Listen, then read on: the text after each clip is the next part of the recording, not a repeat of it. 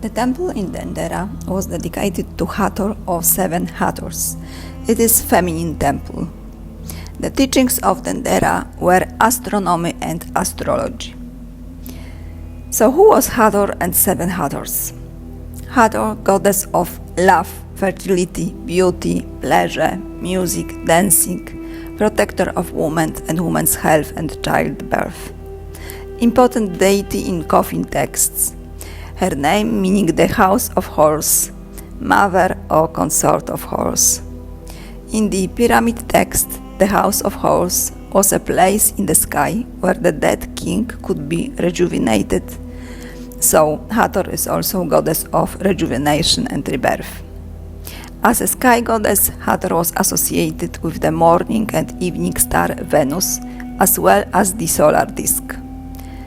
Patroness of foreign regions, of song and myrrh, solar sky goddess.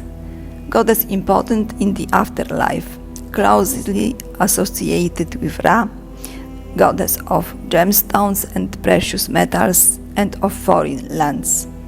She oversaw foreign trade of minerals and other resources.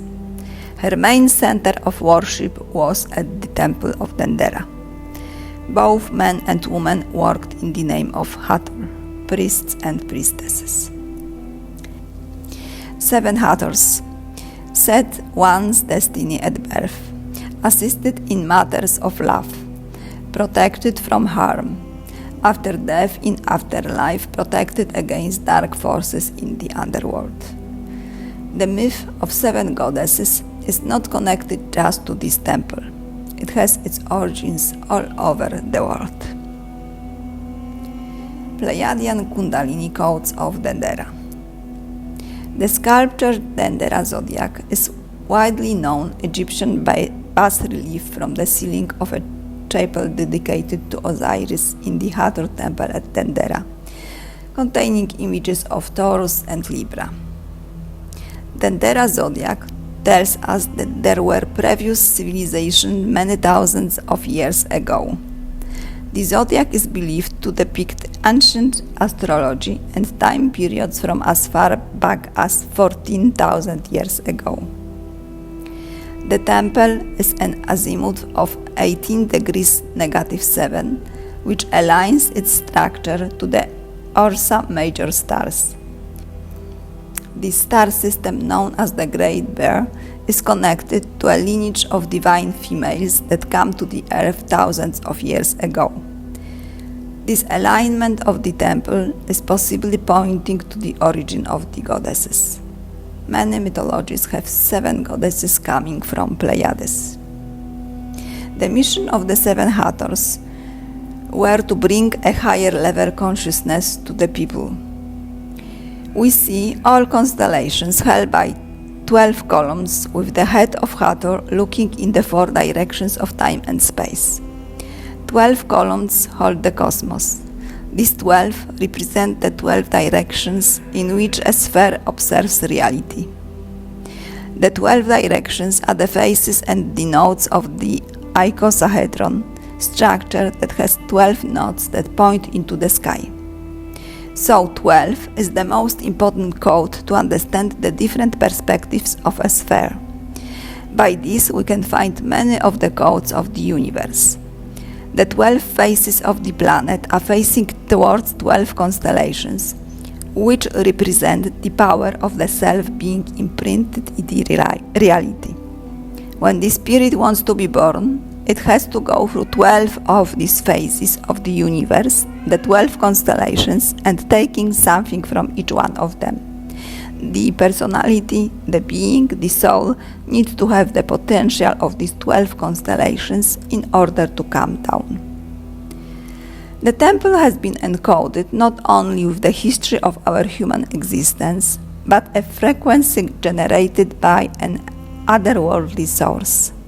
It's very sophisticated, subtle technology.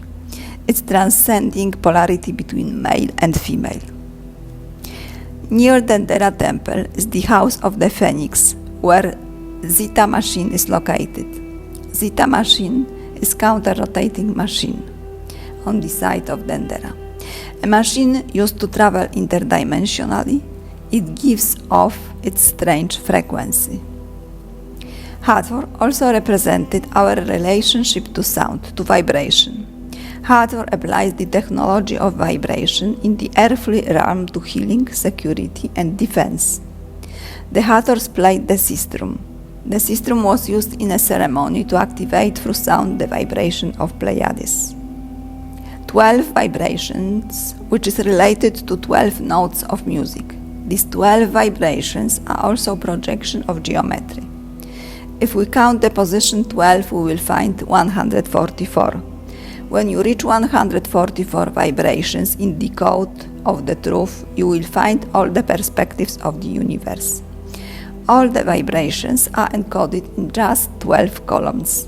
144 represents the vibration of the main structure that we call seed of life. 144 as a seed of the matter, as a seed of the energy. 432 Hertz is the core vibration of the temple.